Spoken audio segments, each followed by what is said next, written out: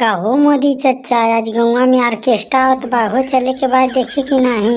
अरे भैया अब कवन बताई, हाथ पैर डोलता नहीं बा, का जाई ऑर्केस्ट्रा देखे। जनता न बाटा बुढ़ौती का शरीर बा, कहीं गिर उड़ गई जाए में तो ढेर दिक्कत हो जाई। अरे मोदी भैया, ओकर तू टेंशन नाही ला, हमन दू चकवा लेके चले जे, तोके बैठा ले जे, तोके चले के नहीं पड़ी। करे उजन खाना वाना का व्यवस्था बा कि ना छेना वाना का? अरे मोदी भैया, तू तनिको टेंशन नहीं ला, अखिलेशवा है वही जगन बाजा बजावत बा। तब का मर दे, जब अखिलेशवा बा तब कौन टेंशन बा, जब बाजा यही का बा तब मजा आ जाई छेना वाना खाए में खा। और ये लागत है कि कुल आज हमार बेइज्जती करा दिया गाँव में। अरे मोदी जा, तू मर दे काहे बुढ़ऊ दादा के बहकाए के ले जात बाटे? ऑर्केस्ट्रा नहीं बा हो दादा, झूठ मूठ के तोके बहकाए के ले चलत बा। करे योगिया, जब ऑर्केस्ट्रा नहीं बा तो हमके काहे लिया जात बाटे? अरे भैया, अखिलेशवा के बात का तू भरोसा के लेला, मर्दा हमने के बात का नहीं करत बाटा। वजन खेसारी लाल का ऑर्केस्ट्रा बा आज। सही रे अमित, बताओ आज ऑर्केस्ट्रा है कि नहीं?